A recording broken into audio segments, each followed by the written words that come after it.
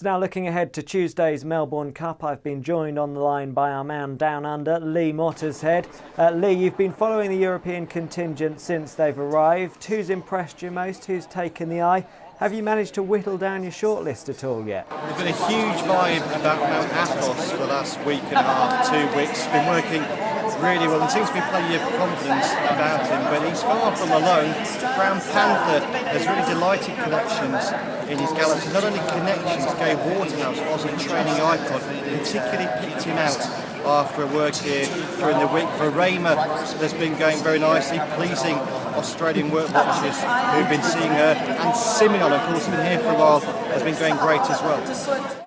And what's the vibe among trainers and jockeys out there? Last year's unlucky loser, Mount Athos, seems to be getting a lot of interest. Well, Craig Williams, who rides Mount Athos, has been very keen to ride the horse on the course at Werribee, the International Training Centre there, and he's liked what he's seen. He rode the horse in a gallop during the week and he said he loved the way the horse finished off his work, and he was particularly pleased with that. So it could be quite repetitive, this conversation. A lot of it more evolved around Matthew because the vibe around him is very good. But also, I should point out that Dan Dino, who's trying to back up after a big run in the Caulfield Cup, his connections and people around him have been really pleased with how he's come out of the race too.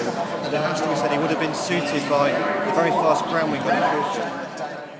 And Lee, you've spoken to most of the trainers concerned with the European Challenge. Any look or sound particularly bullish? No, they don't really, and I think that's because of the nature of the race. It's the 24-runner handicap. The draw is always crucial. Luck in running is always crucial. And Luca Kamani, Mount Athos trainer, has been here longer than most, and he makes the point that there's no point in being excessively bullish. He came here last year confident that he had the horse to finally win the race after 2 luckless seconds. Everything was right about the horse, but then he got stuffed in running. So I think bullish is a wrong word. It would be like being bullish about a horse in the Grand National.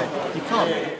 And what about those trained outside of Europe? Well, of course, the favourite is well known to us in Fiorente, former Sir Marshall Stamp inmate, second in the race last year. And his trainer, Gay Waterhouse, is always famously bullish about a horse and tend to expect a big run. She's been talking of his prospects. Had a hard race, or so it seemed, in the Cox Plate.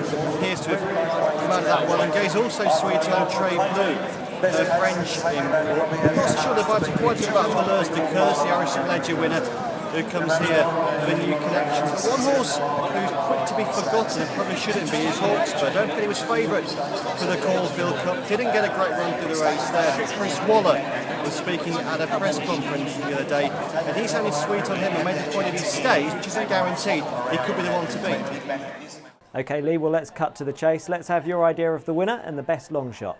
Well, I've had one bet already. I'll be having 2 more. I've had Simeon during the week at 20 to 1. That seemed a big price. He's run a huge race in the Herbert Power at Caulfield, over 2 miles with Husey on board. Must be a big challenge for a trainer who's outstanding at selling horses for big international prizes, as he showed in Japan when he managed the Nakayama Grand Jump. I think Varema's a fascinating runner for Alain de Roy de Prey. He's won the race before with American, and she could be well handicapped, but my big fancy is Mount Athos. Hugely unlucky last year, put in a dazzling piece of work the other day, runs off the same mark as 12 months ago.